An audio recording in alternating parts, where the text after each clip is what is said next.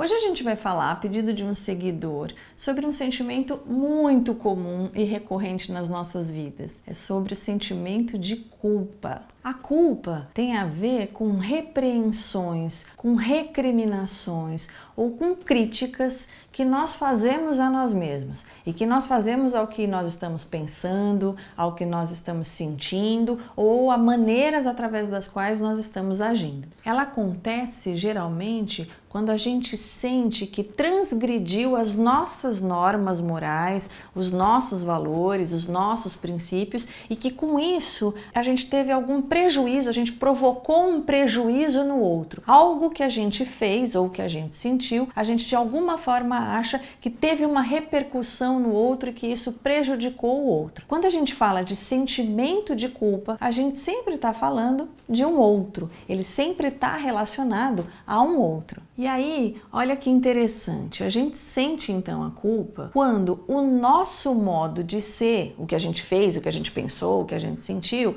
a gente acha que não corresponde ao que a gente gostaria de ter sido. A gente fez algo naquele momento de uma forma que a gente não gostaria de ter feito, ou seja, a gente foi de um jeito que a gente não gostaria de ter sido. E isso teve lá um prejuízo no outro e isso onerou o outro de alguma forma. Então eu não fui naquele momento quem eu gostaria de ser e isso me deixou em dívida com o outro. Geralmente a culpa vem acompanhada de remorso e de vergonha. Remorso é a sensação ou o pensamento recorrente de que a gente não deveria ter feito alguma coisa, de que a gente não foi do jeito que a gente gostaria de ter sido. E a vergonha tem a ver com a sensação de que a gente foi inadequado, de que a gente de alguma forma fez algo ali que faz com que a gente se sinta mal em ter sido daquela forma e que a gente foi muito inadequado, então, perante a um outro. Agora é interessante porque ao mesmo tempo que a culpa fala de uma não correspondência da gente com a gente mesmo, né, nesse sentido da gente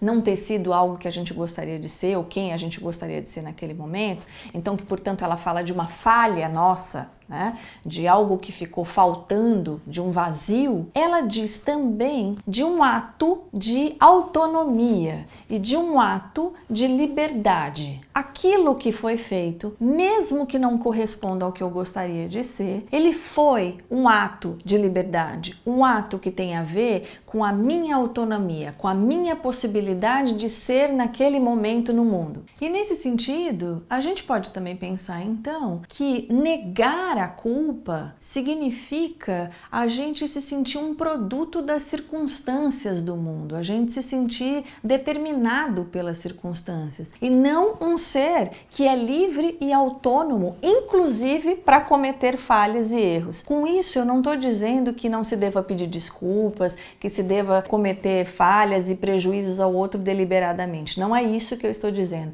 Eu estou dizendo que fazer algo num determinado momento que corresponde ao que foi possível para a gente, para nós, mesmo que tenha sido um ato de falha, diz da nossa autonomia, da nossa possibilidade de liberdade e que isso, o que foi feito, precisa ser assumido, porque é isso que marca o fato de nós sermos seres autônomos e não produtos de circunstâncias ou vítimas das circunstâncias. E aí a gente fica aqui uma reflexão, inclusive para o modo como a gente vem educando os nossos jovens, as nossas crianças, em que há uma tentativa de se desculpar com facilidade o que é feito. Muitas vezes é importante sim desculpar a criança e o adolescente perceber que ele pode reparar o que ele fez. Aliás, a reparação é um conceito fundamental. É importante a gente conseguir reparar o que a gente fez. Mas o sempre desculpar significa também, e essa é a reflexão que a gente precisa fazer, é retirar aquela pessoa, a autoria da história daquela pessoa, daquela criança, daquele adolescente.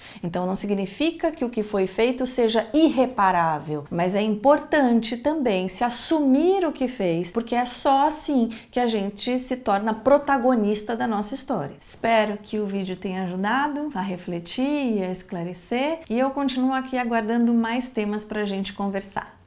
Até o próximo vídeo.